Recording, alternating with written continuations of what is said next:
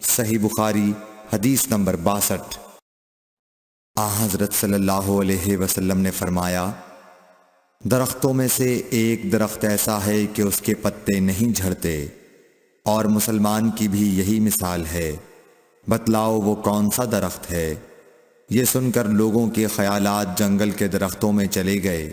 عبداللہ نے کہا کہ میرے دل میں آیا کہ بتلا دوں کہ وہ کھجور کا درخت ہے، لیکن وہاں بہت بزرگ موجود تھے، اس لیے مجھ کو شرم آئی۔ آخر صحابہ نے عرض کیا، یا رسول اللہ، آپ ہی بیان فرما دیجئے۔ آپ صلی اللہ علیہ وسلم نے بتلایا کہ وہ کھجور کا درخت ہے۔